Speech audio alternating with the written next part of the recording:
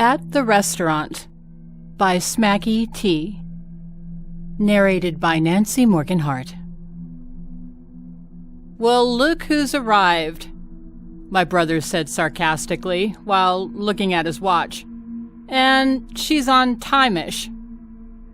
We were meeting at the local Chinese restaurant for our mother's birthday. It was one of those places that's upmarket enough to have tablecloths, but not so upmarket to have tablecloths that aren't plastic. It was Mom's favorite. Peter, my brother, wasn't wrong.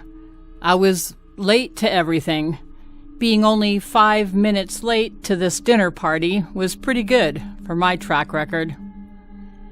Peter's daughter, my 5-year-old niece, Olivia, came over and grabbed my hand and walked me to the one remaining spot at the large, round table.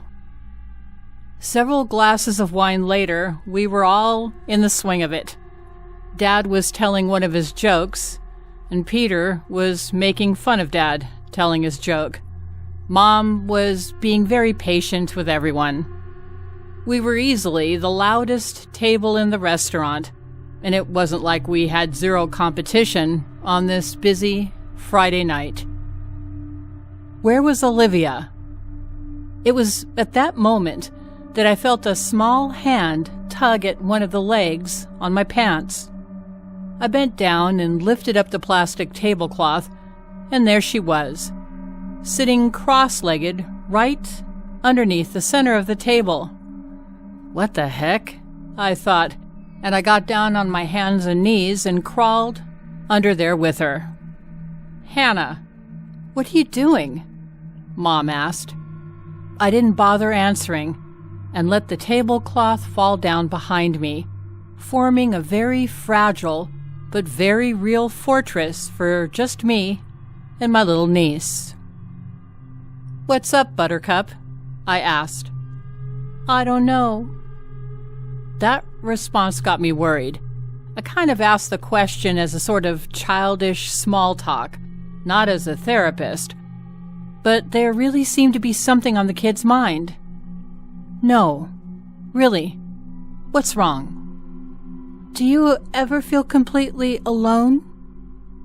Whoa, the expression completely alone shouldn't be in the vocabulary of anyone younger than an adult, let alone someone at the tender age of 5. "Sometimes, Buttercup. Do you?" "Sometimes, too. Do you hear that?" "What?" I strained my ears, but I couldn't hear anything. "It's nothing." It was then that I realized that she was right. I couldn't hear anything. Not Dad telling his joke, not the clink-clank of cutlery, not the footsteps of the waitstaff. Nothing. "Let's go," Olivia said, as if she were 25, not 5, and she began to crawl out from under the table. I did the same. When I crawled out and got to my feet, my heart sank.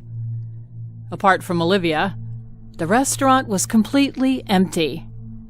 Everyone's dishes and wine glasses were still there, but no people. I ran out onto the street, but the normally busy road outside was completely deserted. Everyone was gone.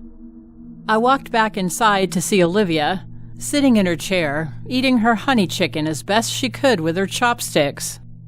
"What's happening?" I asked.